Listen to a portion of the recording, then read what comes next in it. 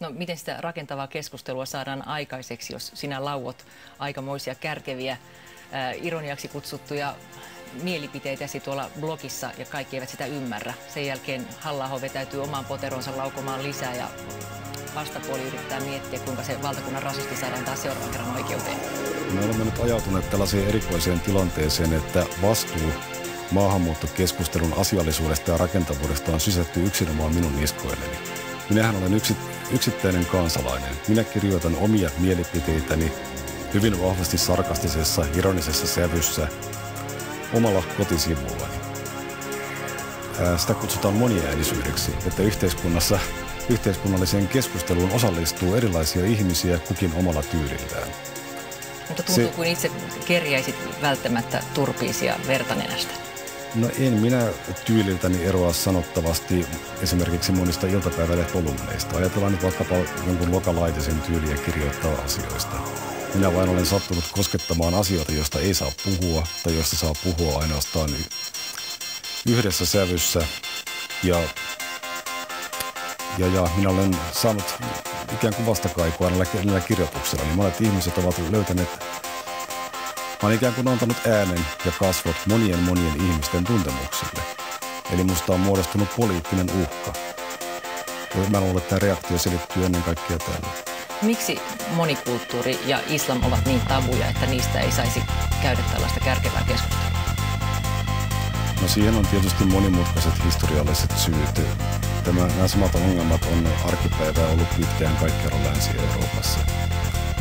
Neuvostoliiton hajoamisen jälkeen tällainen, no kutsutaan nyt sitä vaikkapa vasemmistoksi, löysi itselleen monikulttuurisuudesta ja islamista tällaisen uuden, mutta nyt kärkevästi taas, että epäjumalan, siis jonkun aiheen, jota ei saa kritisoida eikä arvostella.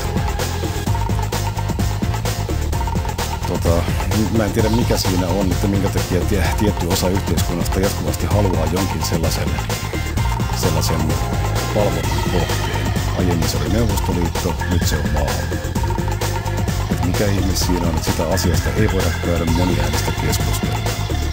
No mikä on se moniäänisyys, minkä sinä olet halunnut tähän keskusteluun tuoda? Mistä asioista olet huolissasi, kun kirjoitat ja puhut maahanmuutosta? No, monikulttuurisuutta koskeva keskustelu, valtavirta keskustelu nimenomaan on enimmäkseen liturgiaa, sanahelinää, monikulttuurisuuden ylistämistä, sen jankuttamista, että monikulttuurisuus ja maahanmuutto on ihanaa, väistämätöntä, luonnollista. Siihen sisältyy paljon taloudellisia ongelmia ja yhteiskunnallisia ongelmia. Niitä mä olen tuonut esille kirjoituksessa. Mitkä ovat ne pahimmat ongelmat? No ongelmana on esimerkiksi gettoutuminen. Ja monikulttuurismissa ongelma on se, että sen sijaan, että pyrittäisiin tasoittamaan eroavaisuuksia erilaisten kansanryhmien välillä, niin pyritään oikein ehdon tahdon ylläpitämään niitä, ruokkimaan sellaista erilaisuutta.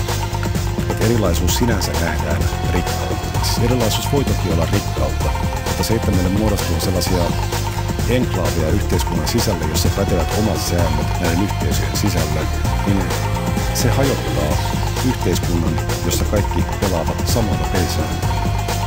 No millainen Suomi olisi 10 vuoden kuluttua, jos Jussi Halla-aho pääsi ratkaisemaan näitä maahanmuuttoasioita? No tässä usein luodaan sellaista vastakkainasettelua, että jos nykyiseen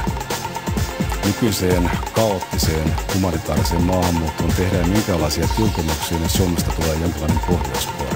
Eihän tämä ole totta. Emme me kasvaneet Pohjois-Koreassa 70-80-luvulla. Siis jos puhutaan nyt nimenomaan humanitaarisesta maahanmuutosta, jonka ei ole tarkoituskaan vastata suomalaisen yhteiskunnan tarpeisiin, kuten tähän paljon puhuttuun työvoimapulaan, niin maahanmuutto pitää se määrä, volyymit pitää suhteuttaa käytettävissä oleviin resursseihin. Nythän näin ei ole. Meillä ei ole etukäteen keskusteltu ja päätetty sitä, että paljonko meillä on rahaa käytettävissä ja otettavissa kaikilta muilta momenteilta maahanmuuttoon, humanitaariseen maahanmuuttoon, vaan siitä on tullut ikään kuin avoin piikki yhteiskunnassa. Että meillä on turvapaikkajärjestelmä, jota käytetään härskisti hyväksi, varsinkin perheenyhdistämistapauksissa, alaikäisten turvapaikanhakijoiden tapauksissa. Että tämmöiset asiat pitäisi saada